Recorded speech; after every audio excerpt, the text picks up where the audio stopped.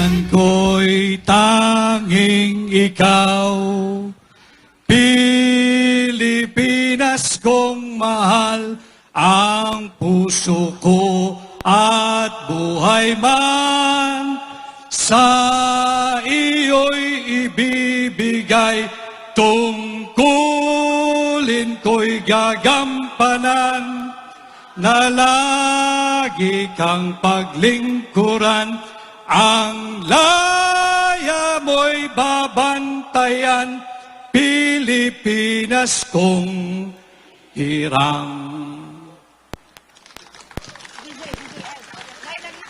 Maayong gabi, Sugbo. Maayong gabi, Pilipinas. Maayong gabi sa kanatong tanan. Ang tinuod nga oposisyon,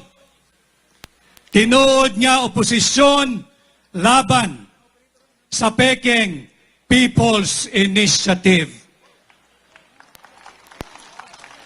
Tinuod nga oposisyon laban sa paglalapastangan sa ating saligang batas. Tinuod nga oposisyon laban sa walang humpay na panggagahasa, pagsasamantala, at walang kararakang paglulustay sa pera ng kaawa-awang Pilipino at kaawa-awang Pilipinas.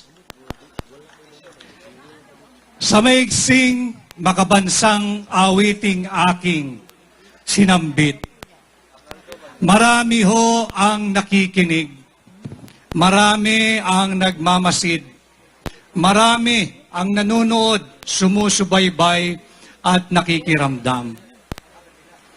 Yung mga mahal nating kaibigan na nagtatrabaho sa pamahalaan, ang ating mga kasundaluhan, ang ating mga kapulisan, ang mga guro, ganun din ang mga mangingisda, ang magsasaka, ang ordinaryong taong katulad natin, at pati na ang nasa pribadong empleyo.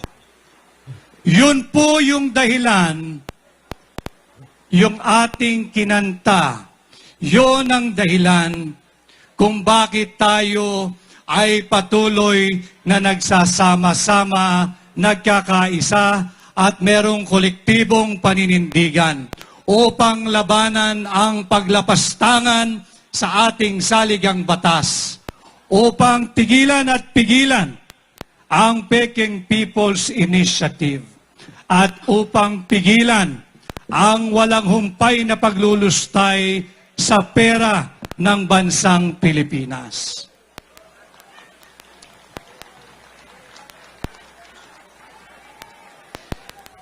Hindi po matatapos at natatapos ngayong gabi ang patuloy na paghakbang ng mga maiisog sa patuloy na paggabay ng ating mahal na Tatay Digong, Pangulong Rodrigo Roa Duterte.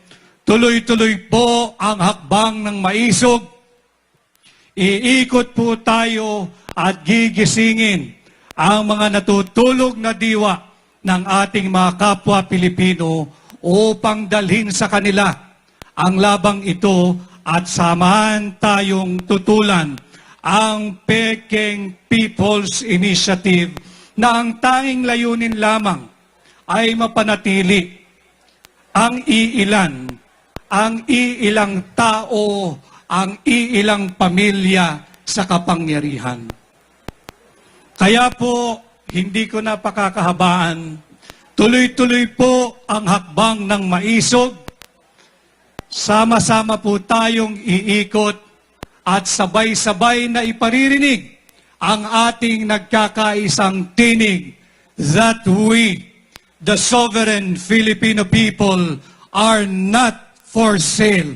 Maraming salamat at magandang gabi po sa inyong lahat.